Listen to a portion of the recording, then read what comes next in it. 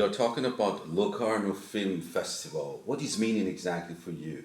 For me, Locarno Film Festival is the heart of cinema. I am coming here since 1993, so I saw a lot of directors coming, like Marco Miller, Beniardi, and others. How are you feeling after all these people start working for the festival now? Well, I've had the privilege to work with Marco Müller. I've had the privilege to work with Frédéric Maire, Olivier Père, Carlo Chatrian. We all knew each other, and I could observe how they moved, and so I learned to know the festival, and at the same time, I was taking notes. So the way this actually used to manage the festival, it's going to be the same for you, or you are going to have a kind of new view about the festival? It is cinema that is constantly changing, and either the festival manages to keep up to speed or it will lose relevance. So it's not, I mean, things have changed. Cinema has changed and everything. So the changes happen way more faster than we can imagine the changes. So it's about swimming. For me, Locarno Film Festival is the best festival in the world for several reasons. I'm not going to explain. You know, of course, already. Uh, so that's why I'm very sensitive about the future of the Locarno Film Festival. Many critics talking about the fact that the budget, the money is going down and down, and it's very difficult for small festivals to continue. Do you think it's a problem for the Locarno Film Festival? Our finances are doing well given the circumstances after 2 years of pandemic. I don't see in the near future any worries about the festival. I mean, whatever shortcomings,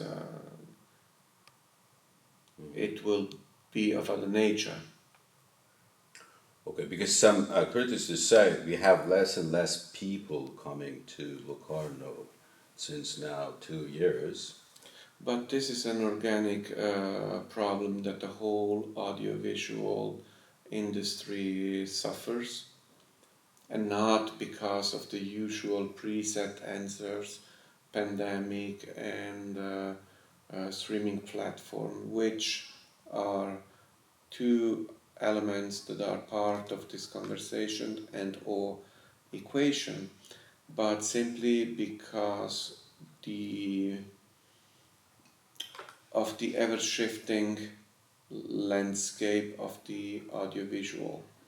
So the thing is that people are going less than before to cinemas, but the attendance was already going down before the pandemic. At the same time, the cinematographic events like festivals are gaining more and more importance, and at the same time, the funds that support films are producing more and more interesting films because they are not commercially oriented. Yeah, actually, I'm going to underline the fact that you say it's not very connected to commercial cinema. So, for instance, some, again, critics are talking about the fact that if we need really a red carpet at Locarno Film Festival, how do you answer these people? Yeah, we not only need a red carpet, we need even a bigger one. Why? Because if you want to stay relevant, you need to understand that critics that say, why do you need a red carpet? They are speaking from their specific point of view, which is a totally respectable one. And but at the same time, there is not only the audience of the critics, there's also the audience of the viewer that wants to feel a bit closer to the film that moved them, that the films that create a connection. And so when you see a star walking up on stage and saying, this is a film that I really wanted to do, I'm so moved to be on the piazza, this creates a connection. Mm-hmm.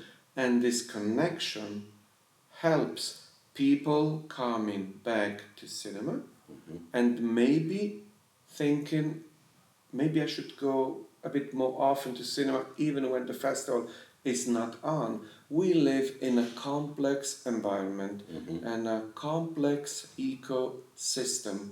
So even though I can understand the approach, we don't need this, I have the opposite idea. We need the red carpet, we need young people, we need to have as many conversations as possible. So you don't want the red carpet. I understand. So please go in the cinemas in Locarno, where we show films like Nuit Obscure by Sylvain Georges, a 5-hour documentary film about the kids that moved from North Africa to Europe, or go see the documentary about Erika Jong, or go see W by Anna Eriksson, and so on. So there are many opportunities to live inside the ecosystem of the festival, which is an interesting and fascinating geography of different islands. You can dive, you can swim, you can row, you can stay on the shores. So there's many ways to experience the festival that we imagine throughout the year. So the festival, actually, Locarno was very famous since many years because first they are looking at the movies that the other festival may not look at. We can say still the same thing about the Locarno Film Festival. When you build a selection of film, I always try to answer a couple of questions.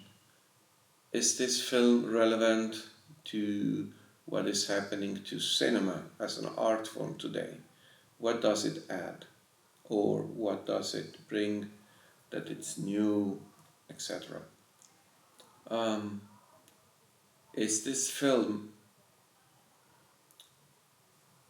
seated in the historical moment, and does it aim or try to have a conversation with certain things that are going on? And third, is this a film that can bring people together rather than set them apart? It is not interesting when a film manages to empty the room and only 15 critics stay and they are super excited about the film. Mm-hmm. It might happen, which is fine, but I'm not actively looking to empty the room. But I'm also not actively looking to keep a room full by playing into the expectations of the audience. What I'm trying to do is to promote films with my selection committee, obviously, to present and promote films that might work on several